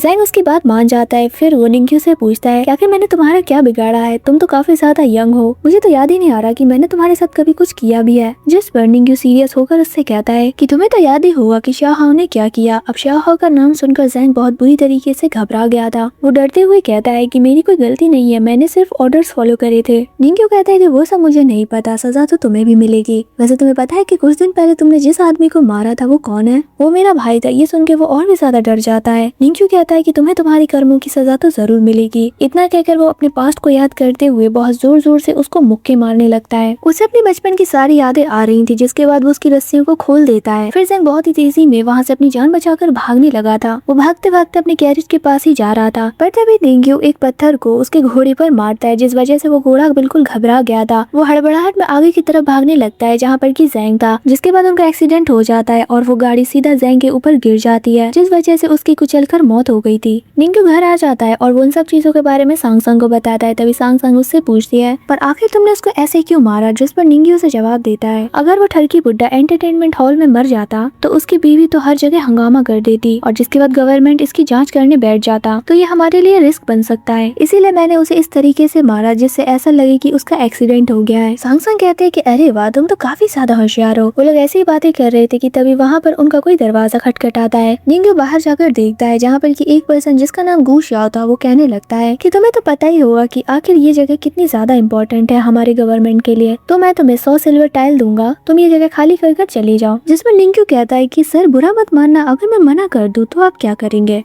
गू शाओ कहने लगता है कि ज्यादा कुछ नहीं, मैं इस घर को तोड़ फोड़ दूंगा और क्या, तो मुझे गुस्सा मत दिलाओ और चुपचाप मेरी बात मानो। जिस पर निंग्यो कहता है कि अरे वाह, आप तो पेशेवर गुंडे लगते हो। गू शाओ काफी प्राउड फील करने लगता है कि तभी वहाँ पर कुछ आदमी आ जाते हैं। उनमें से एक बंदा कहने लगता है कि तुम साउथ सिटी के लूजर्स यहाँ पर आकर दादागिरी दिखा रहे हो। उसे देखकर तभी गू शाओ के पास जाते हुए कहने लगता है कि मास्टर की आप कैसी बातें कर रहे हैं, मैं तो ऐसा कुछ भी नहीं कर रहा, मैं तो तमीज से ही बातें कर रहा था इससे। जिसके बाद मास्टर की निंग्यो के पास जाकर ग्रीट करते हुए कहता है कि आपने इस गली में अपनी दुकान खोली है, ये बहुत ही रिस्पेक्ट की बात है हमारे लिए, तो आप बिल्कुल भी चिंता मत करिए, अगर आपको कोई बुली करने की कोशिश करेगा तो हम उसके टुकड़े कर देंगे। लेकिन निंग्यो कहने लगता है कि पर इस आदमी की डील बहुत अच्छी है, ये मुझे 100 सिल्वर टाइल्स ऑफर कर रहा है। ये सुनकर मास्टर की कहने लगते हैं कि तो फिर ठीक है, मैं आपको इससे भी अच्छा ऑफर देता हूँ, आप इस जगह पर 1 साल तक फ्री में रह सकते हैं। ये सुनकर तभी गू शाओ कहने लगता है कि तुम्हें भी एक अच्छा ऑफर देता हूँ, मैं तुम्हें 200 सिल्वर टाइल्स दूंगा। उसकी बातें सुनकर अब मास्टर की को गुस्सा आ गया था और वो गू शाओ की उंगलियों को तोड़ते हुए निंग्यो से कहने लगते हैं आप जब तक चाहे इस जगह पर फ्री में रह सकते हैं। ये सुनकर तो निंग्यो की निकल पड़ी थी और जिसके बाद वो गू शाओ से कहने लगता है कि सर अब मुझे आपके ऑफर की जरूरत नहीं है, प्लीज आप चले जाइए। वही मास्टर की कहने लगता है कि जब तक मैं यहाँ पर हूँ आपको ईस्ट सिटी में किसी से भी डरने की जरूरत नहीं है। तभी वहाँ पर गू शाओ का बॉस आ जाता है। ये देखकर मास्टर के अपने बंदों से कहते हैं कि जाओ उसकी बैंड बजा दो, और हम देखते हैं कि वो सचमुच की बैंड बजा देते हैं। इसके बाद वो आदमी वहाँ से अपनी जान बचाकर भागते हुए कहता है मैं गवर्नमेंट का आदमी हूँ, मैं तुम्हें छोड़ूंगा नहीं, इतना कहकर वहाँ से भाग जाता है। वही मास्टर की कहने लगता है कि तुमने मेरे ब्रदर जुओ को मारा था ना, तुम लोग ऐसे ही पिटाई के लायक हो। अब जुओ का नाम सुनकर तभी निंग्यो उसे देखने लगता है ध्यान से। जिसके बाद सीन यहाँ से शिफ्ट होता है और हम अगले दिन इंपीरियल प्रिंस के मेंशन को देखते हैं, जहाँ पर कि प्रिंस पेयांग का एक आदमी उन्हें बताता है कि जांगन गवर्नमेंट की तरफ से एक लेटर आया है, जहाँ पर वो डिक्लेयर कर रहे हैं कि ज़ेंग की मौत सिर्फ एक एक्सीडेंट ही था। प्रिंस उससे पूछते हैं कि क्या चाह इन सब में इन्वॉल्व था, जिस पर वो ना में जवाब देता है। प्रिंस कहता है कि ठीक है, फिर हम अपने प्लान को फॉलो करेंगे। जिस पर वो पर्सन कहता है कि हाँ सब बिल्कुल तैयार है। जिसके बाद प्रिंस कहने लगा था कि जरूरत पड़ी तो हम लॉर्ड वांग से भी सपोर्ट मांगेंगे, चाहे जो हो जाए, इस बार तो हम उन सारे कीड़ों को कुचल कर रख देंगे। जिसके बाद रात हो जाती है और हम निंग्यो को देखते हैं जो कि बारिश में बैठकर नूडल्स खा रहा था कि तभी उसके पास चाओ आते हैं। मास्टर चाओ निंग्यो से पूछते हैं कि आखिर तुम्हें आइडिया भी है कि तुमने उस रात किस इंसान को मारा। जिस पर निंग्यो अनजान बनते हुए कहता है कि मुझे नहीं पता आप किस बारे में बात कर रहे हैं। मास्टर चाओ उससे कहते हैं कि वैसे मैं भी उस बुढ़ी को मारना चाहता था क्योंकि उसने मेरे एक बहुत करीबी इंसान को मार डाला था। अब ये सुनकर निंग्यो सीरियस हो जाता है क्योंकि वो जानता है कि ये जुओ की बात कर रहा है। मास्टर चाओ कहने लगता है कि मुझे तुम्हारे जैसे हिम्मत वाले लोगों की जरूरत है। निंग्यो कहता है कि आखिर मैं आपकी हेल्प क्यों करूं, मेरा इसमें क्या फायदा होगा। जिस पर मास्टर चाओ कहते हैं कि तो बताओ तुम्हें क्या चाहिए। जिस पर निंग्यो कहने लगता है कि मुझे 500 सिल्वर टाइल्स चाहिए। जिस पर मास्टर चाओ कहते हैं कि ये तो बहुत कम है, तुम्हें और चाहिए तो बताओ। जिस पर निंग्यो कहता है कि नहीं, ये काफी रहेगा। जिसके बाद फिर उन दोनों के बीच डील हो जाती है। जिसके बाद निंग्यो अपने वेपन्स वगैरह लेकर मास्टर चाओ के साथ जाने के लिए तैयार हो जाता है। उसको जाता हुआ देखकर सांग सांग तो निंग्यो के लिए काफी ज्यादा परेशान होती है।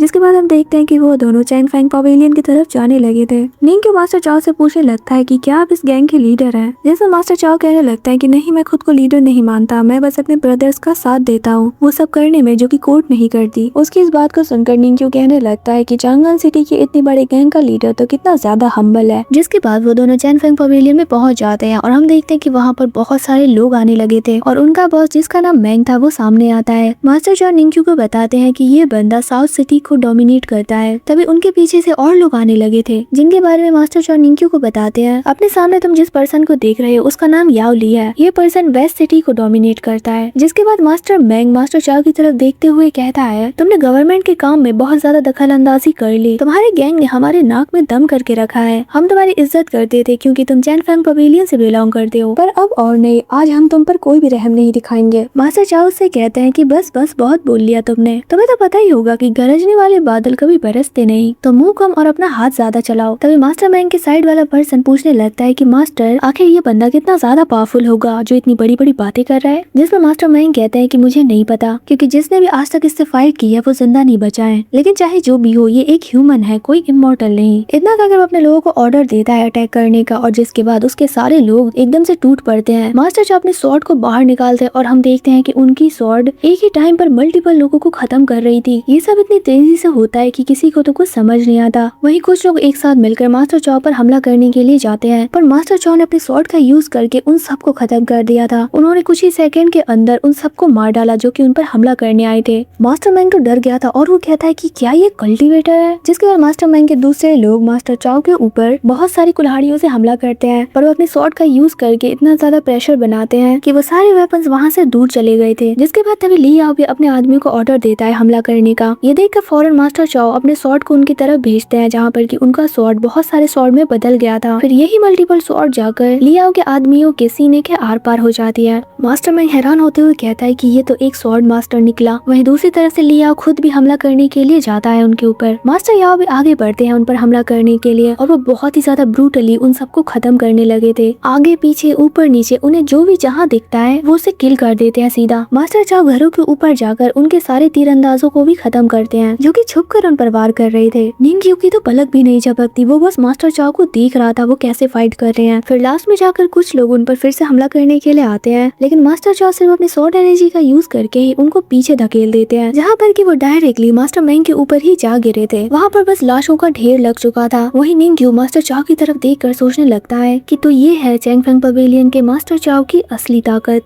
जिसके बाद मास्टर चाओ और निंग्यू चैंगफेंग पवेलियन के अंदर जाने लगे थे। वो दोनों मास्टरमाइंड और याओली के पास से गुजरते हैं, जहाँ पर कि वो दोनों तो बहुत ज्यादा घबरा गए थे उन्हें देखकर। चैंगफेंग पवेलियन के गेट पर पहुंचकर निंग्यू मास्टर चाओ से पूछता है कि क्या ये आपका घर है, जिस पर वो कहते हैं कि हाँ, लेकिन आज हमारे घर में बहुत सारे मेहमान आए हैं, क्या तुम मिलना चाहोगे। इतना कहकर वो उसे अंदर ले जाते हैं। अंदर जाने के बाद निंग्यू देखता है कि उस पूरी जगह को आर्मी ने घेर रखा था, साथ ही दूसरे डायनेस्टी के लोग भी वहाँ पर मौजूद थे, जिसमें से एक यूलुन किंगडम से और दूसरा जिन किंगडम से बिलोंग करता था। वो स्वॉर्ड मास्टर जिसने जुओ को किल किया था, वो मास्टर चाओ की तरफ देखते हुए कहता है, तो तुम हो चांगन सिटी के सबसे बड़ी गैंग के लीडर। उसके साइड में खड़ा मोंग भी कहने लगता है कि ये तो एक कल्टीवेटर भी है, इससे फाइट करना तो इंटरेस्टिंग होगा। वहीं मास्टर चाओ आर्मी के सोल्जर्स की तरफ देखते हुए कहते हैं, चलो ये दोनों तो फॉरेनर्स है, लेकिन तुम लोग तो हमारे ही किंगडम की आर्मी हो, तो आखिर तुम लोगों ने एक्सटर्नल फोर्सेस के साथ हाथ कैसे मिला लिया। तुम लोग ऐसे ही हमारे ग्रेट तांग डायनेस्टी को सर्व करोगे। हाँ, मास्टर चाओ के सवालों का उन सोल्जर्स के पास कुछ भी जवाब नहीं होता। वहीं वो स्वॉर्ड मास्टर मास्टर चाओ से कहता है कि तुम्हारे ग्रेट तांग डायनेस्टी के लोग ही तुम्हें मारना चाहते हैं। जिस पर मास्टर चाओ उसकी तरफ देखते हुए कहते हैं कि तुम तो वही हो जिसने कि मेरे ब्रदर को मारा था, तो आज सबसे पहले मैं तुम्हें मारूंगा। अब उनके बीच फाइट शुरू हो जाती है, जहाँ पर कि आर्मी के सोल्जर्स एरो का यूज करके उन पर हमला कर रहे थे, पर मास्टर चाओ बस अपने स्वॉर्ड का यूज करके उनके सारे एरोस से बच गए थे। इवन कि वो अपने प्रेशर का यूज करके उन सोल्जर्स के सारे एरोस को दूर फेंक देते हैं। दबाव इतना ज्यादा था कि आर्मी के सोल्जर्स भी सीधे खड़े नहीं हो पाते और वो उछलकर नीचे गिर जाते हैं। इसी बीच तभी वो स्वॉर्ड मास्टर अपनी कॉन्शियसनेस के थ्रू मास्टर चाओ पर हमला करते हैं, जहाँ पर कि अब ये दोनों अपने कॉन्शियसनेस में ही फाइट करने लगे थे। मास्टर चाओ के ऊपर स्वॉर्ड से बहुत सारे हमले होने लगे थे। वहीं दूसरी तरफ हम निंग्यू को देखते हैं, जो कि मास्टर चाओ को देखकर सोचने लगा था कि तो इसका मतलब कल्टीवेटर्स अपनी कॉन्शियसनेस में भी फाइट कर सकते हैं। तभी एक सोल्जर एरो से मास्टर चाओ के ऊपर हमला करता है, पर निंग्यू अपने हाथ से उस एरो को पकड़ लेता है, जिसके बाद निंग्यू मास्टर चाओ के ऊपर हो रहे सारे अटैक से उन्हें प्रोटेक्ट करने लग जाता है। वहीं दूसरी तरफ हमें मास्टर चाओ को दिखाया जाता है कि वो कैसे अपनी कॉन्शियसनेस में उस स्वॉर्ड मास्टर के साथ बहुत अच्छी फाइट कर रहे थे, और बाहर की तरफ निंग्यू उन सारे सोल्जर्स को संभाल रहा था, क्योंकि वो जानता है कि चाहे मास्टर चाओ की बॉडी यहीं पर हो, लेकिन इनकी सोल कहीं और है और वो फाइट कर रही है, तो चाहे जो हो जाए मुझे इनकी बॉडी को प्रोटेक्ट करना ही होगा इन लोगों से। और फिर निंग्यू अपने स्वॉर्ड को लेकर मास्टर चाओ की तरफ बढ़ रहे उन सारे सोल्जर्स के साथ फाइट करने लगा था। उनकी तादाद ज्यादा थी, लेकिन फिर भी निंग्यू बहुत ही इजीली उन्हें किल करते जाता है। उधर मास्टर चाओ उस स्वॉर्ड मास्टर के ऊपर भारी पड़ने लगे थे। वो अपनी अमेजिंग स्किल्स का यूज करके उस स्वॉर्ड मास्टर पर लगातार हमला करते जाते हैं। उनके बीच की बैटल बहुत ज्यादा इंटेंस होने लगी थी। एक मोमेंट पर मास्टर चाओ उस पर हमला करके बस खत्म करने वाले थे, लेकिन वो वो स्वॉर्ड मास्टर अपनी स्वॉर्ड का यूज करके बाल बाल बच गया था। पर फिर अगले ही पर मास्टर चाओ उस पर एक और हमला करते हैं, लेकिन ये स्वॉर्ड मास्टर भी कोई कच्चा खिलाड़ी नहीं है। वो मास्टर चाओ को पकड़कर पूरा जमीन पर पटक देता है। मास्टर चाओ इंजर्ड हो जाते हैं, पर फिर भी वो हार नहीं मानते। वो एक जोरदार किक उसके मुंह पर कर देते हैं। वो स्वॉर्ड मास्टर तो मास्टर चाओ को हराने के लिए अपनी पूरी जान ही लगा देता है, पर मास्टर चाओ को फर्क नहीं पड़ता और हम देखते हैं कि वो लगातार एक दूसरे पर एक के बाद एक हमले करे जा रहे थे। वहीं बाहर की तरफ निंग्यू बहुत ही ज्यादा ब्रूटली उन सबको किल कर रहा था। वो इतना ज्यादा तेज था कि सोल्जर्स को पता भी नहीं चलता कि कब वो मर गए। मास्टर चाओ के डेंजरस अटैक की वजह से वो स्वॉर्ड मास्टर अब वीक पड़ने लगा था। इससे पहले कि मास्टर चाओ उसे खत्म करते कि तभी वो एक इल्यूजनरी वर्ल्ड में पहुंच जाते हैं। उस वर्ल्ड में जाते ही मास्टर चाओ समझ जाते हैं कि ये इल्यूजनरी वर्ल्ड उस मॉन्क का है। फिर उनकी नजर उस मॉन्क पर ही जाती है जो कि एक पैगोडा के ऊपर खड़ा हुआ होता है, जिसके बाद वो अपने स्पिरिचुअल बीट्स का यूज करके उनके ऊपर अटैक्स करने लगा था। मास्टर चाओ अपनी स्वॉर्ड से उन सारे अटैक्स को ब्लॉक करने लगे थे। वहीं हम देखते हैं कि वो बीट्स इतने ज्यादा पावरफुल थे कि वहाँ की जमीन तो डिस्ट्रॉय होने लगी थी। वो मॉन्क मंत्र पढ़ते हुए बीट अटैक्स कर रहा था। मास्टर चाओ उनका सामना कर ही रहे होते कि तभी वहाँ पर वो स्वॉर्ड मास्टर भी आ जाता है उन पर हमला करने के लिए। अब ये फाइट 2 वर्सेस 1 की हो जाती है, जहाँ पर कि ये दोनों मिलकर एक के बाद एक हमला करते जाते हैं मास्टर चाओ के ऊपर। वो मॉन्क अपने स्पिरिट बीट्स की पावर्स को बढ़ा देता है, पर हम देखते हैं कि मास्टर चाओ ने एक पावरफुल स्लैश अटैक करके उसके बीट्स के 2 टुकड़े कर दिए थे। वो एक ही वक्त पे 2 लोगों के अटैक्स का सामना कर रहे थे। वो स्वॉर्ड मास्टर के साथ फाइट करते करते उन्हें जैसे ही मौका मिलता है वो अपनी स्वॉर्ड को उसके अंदर घुसा देते हैं। अब अपने साथी को मरते हुए देखकर वो मॉन्क अपने स्पिरिट बीट से एक पावरफुल अटैक करता है, पर मास्टर चाओ उस अटैक के सामने स्वॉर्ड मास्टर को फेंक देते हैं, जिससे कि वो अटैक डायरेक्टली उसे ही हिट हो जाता है। और बस फिर एक आखिरी स्लैश अटैक के साथ मास्टर चाओ ने उस स्वॉर्ड मास्टर को हमेशा की नींद सुला दिया। ये सब इतना जल्दी हुआ कि उस मॉन्क को तो कुछ समझ भी नहीं आता। उसकी जरा सी नजर हटती ही है कि तभी अगली पल उसके सामने मास्टर चाओ होते हैं अपनी स्वॉर्ड के साथ। दूसरी तरफ निंग्यू भी अपनी जान लगाकर उन सोल्जर्स के साथ फाइट कर रहा था। उसने एक लंबी और बहुत बेहतरीन फाइट करी थी, लेकिन एक वक्त पर उसकी हिम्मत भी जवाब दे जाती है। वो बहुत बुरी तरीके से थक गया था, लेकिन फिर भी वो मास्टर चाओ को प्रोटेक्ट करता है। उसी वक्त वहाँ पर और भी सोल्जर्स आ जाते हैं और वो निंग्यू और मास्टर चाओ को चारों तरफ से घेरे हुए थे। वो सबके सब अपनी स्वॉर्ड को बाहर निकाल कर निंग्यू की तरफ बढ़ने लगे थे। वही निंग्यू भी खुद को संभालते हुए अपनी स्वॉर्ड को रेडी करता है, लेकिन तभी अगले ही पल उन सारे सोल्जर्स के होश उड़ जाते हैं जब वो देखते हैं कि वो स्वॉर्ड मास्टर और वो मॉन्क मरकर जमीन पर गिर चुके हैं। ये देखते ही वो फौरन निंग्यू पर हमला करने जाते हैं। निंग्यू भी तैयार था, पर तभी मास्टर चाओ उसके कंधे पर हाथ रखकर कहते हैं, तुमने बहुत अच्छी फाइट की, अब यहाँ से मैं संभाल लूंगा। और बस इतना कहने के बाद ही उनका स्वॉर्ड एकदम से आगे बढ़ता है और एक ही स्लैश अटैक में वहाँ पर सारे सोल्जर्स को खत्म कर देता है। जिसके बाद निंग्यू और मास्टर चाओ चैनफेंग पवेलियन से बाहर की तरफ जाने लगे थे। निंग्यू मास्टर चाओ से पूछता है कि क्या फाइट ओवर हो गई, जिस पर वो कहता है कि नहीं, अभी भी 1-2 लोग बचे हुए हैं। फिर वो पूछता है कि वैसे आपके और गैंग मेंबर्स कहाँ पर हैं जिन्हें आप ब्रदर्स कहते हैं, जिस पर मास्टर चाओ जवाब देते हैं कि शायद वो अपने दिए गए काम को कर रहे होंगे। तभी सीन यहाँ से शिफ्ट होता है और हमें एक जनरल जिसका नाम काओ है उसे दिखाया जाता है, जिसने मास्टर चाओ के 2 लोगों को पकड़ लिया था। काओ उन दोनों से कहने लगता है कि आज तुम्हारे लीडर के साथ साथ तुम्हारे जितने भी साथी हैं सब मारे जाएंगे, जिस पर उनमें से एक बंदा फेई कहने लगता है कि चाहे जो हो जाए तुम बॉस को कभी मार नहीं पाओगे। उसकी इस बात को सुनकर काओ हंसते हुए से जवाब देता है कि अरे शायद अब तक तो वो मर भी चुका होगा, अब मैं एक और पल भी तुम लोगों की शक्ल नहीं देखना चाहता। जिसके बाद अपने सोल्जर्स को ऑर्डर देता है कि इन्हें खत्म कर दो।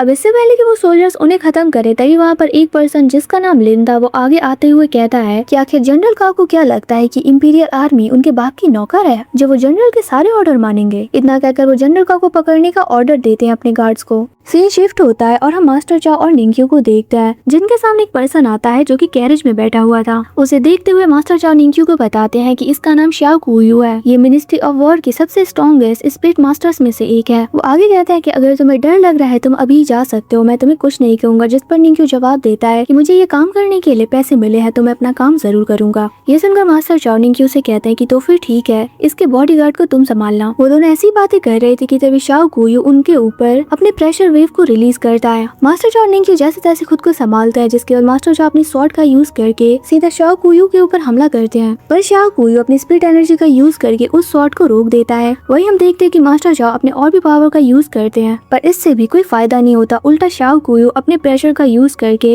उन्हें पीछे कर देते हैं। साथ ही मास्टर चाओ तो इंजर्ड भी हो गए थे, उनकी स्वॉर्ड भी उनसे दूर हो गई थी। वही मास्टर कुयू अपने स्पिरिट पावर का यूज करके मास्टर चाओ को पकड़कर हवा में लटका देते हैं। ऐसी सिचुएशन को देखकर निंग्यू समझ जाता है कि ये कोई आम बंदा तो नहीं है। वो घरों के ऊपर से भागते हुए एरोस का यूज करके मास्टर कुयू पर निशाना लगा रहा था, पर शाओ कुयू के बैरियर की वजह से निंग्यू का एक भी निशाना उसे नहीं लग पाया था। जिसके बाद निंग्यू अपनी स्वॉर्ड को बाहर निकालकर सीधा शाओ कुयू पर हमला करने के लिए जाता है, पर तभी बीच में उसका गार्ड आकर अपने हंटर का यूज करके निंग्यू को पकड़कर दूर फेंक देता है। पर तभी निंग्यू अपने 3 एरोस को उसके ऊपर भी शूट करता देता है, जिनसे कि वो गार्ड खुद को बचा लेता है। अब वो दोनों 1-on-1 फाइट करने लगे थे। शुरुआत में लगता है कि निंग्यू वीक पड़ रहा है, लेकिन तभी सही मौका देखते ही निंग्यू ने अपनी स्वॉर्ड का यूज करके उसका काम तमाम कर दिया था। अब अपने गार्ड के मरते ही शाओ कुयू जाग जाता है। उसे निंग्यू के ऊपर बहुत ज्यादा गुस्सा आने लगा था, जिसके बाद वो मास्टर चाओ से अपना प्रेशर हटाकर निंग्यू के ऊपर अपना प्रेशर बनाता है। वहीं दूसरी तरफ हम मास्टर चाओ को देखते हैं, जो भी उठकर खड़े नहीं हो पा रहे थे, लेकिन तभी वो अपना स्वॉर्ड का यूज करते हैं, जिससे कि वो एक स्नीक अटैक करके शाओ कुयू को खत्म कर सके। लेकिन उस अटैक को भी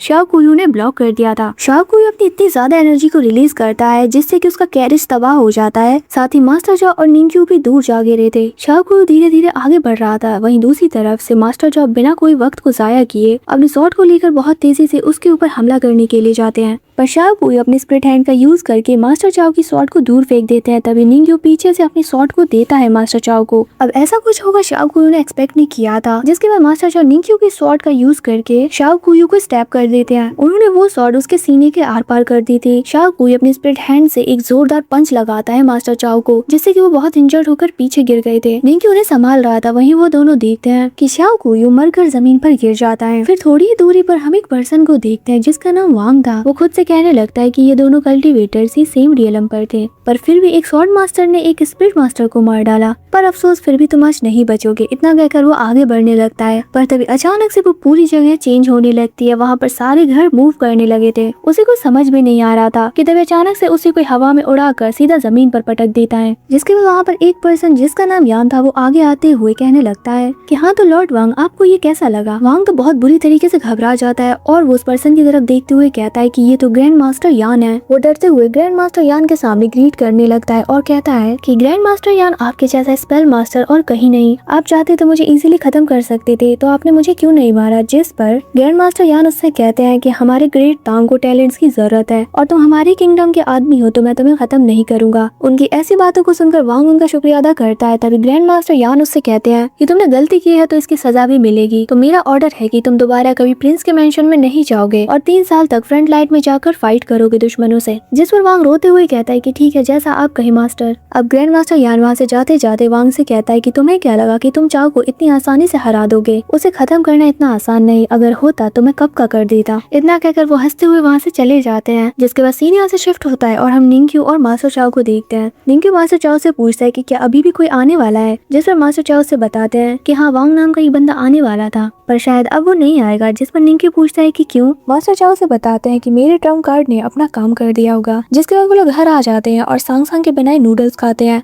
मास्टर चाओ निंग्यू को जुओ के बारे में बताते हुए कहते हैं कि मिनिस्ट्री ऑफ वॉर ने जुओ को मेरे पास एक एजेंट बनाकर भेजा था, जिससे उन्हें पता चले कि मैं और मेरी गैंग करते क्या है। वो मुझ पर इल्जाम लगाना चाहते थे कि मैं यान किंगडम के साथ मिल गया हूँ, पर मेरा ब्रदर जुओ बहुत अच्छा इंसान था और उसने मुझे सब सच सच बता दिया और इसी वजह से ही गवर्नमेंट के लोगों ने उसे मार डाला। ये सुनकर निंग्यू सैड होने लगता है। वहीं मास्टर चाओ उससे कहते हैं अब से हम दोनों भी ब्रदर हैं। इतना कहकर वहाँ से जाने लगते हैं, पर जाते जाते वो निंग्यू से कहते हैं कि कल मेरा एक आदमी आकर तुम्हें नई जगह पर ले जाएगा। जिसके बाद फिर हम अगले दिन का सीन देखते हैं, जहाँ पर कि वही लॉर्ड लिन आता है। वो अपने साथ बहुत सारे सिल्वर टाइल्स को भी लेकर आया था निंग्यू के लिए। निंग्यू उनके पास आकर ग्रीट करते हुए कहता है कि लॉर्ड लिन, मुझे माफ करिए, मुझे देर हो गई। जिसके बाद लिन निंग्यू को पैलेस में ले जाता है, जहाँ पर जाने के बाद लिन निंग्यू से कहता है कि फिलहाल अभी तो मुझे काम है, मैं किसी को भेज दूंगा, तुम उसके साथ जाना, ठीक है। इतना कहकर वहाँ से चले गए थे। उनके जाने के बाद निंग्यू आसपास की जगह को देखने लगता है। वहीं दूसरी तरफ हम पैलेस में एडमिनिस्ट्रेशन हॉल का सीन देखते हैं, जहाँ पर कि ग्रेट तांग डायनेस्टी के लॉर्ड अपने चीफ से चिल्लाते हुए कहते हैं तुम सब के सब निकम्मे हो, एक भी काम ढंग से करना नहीं आता।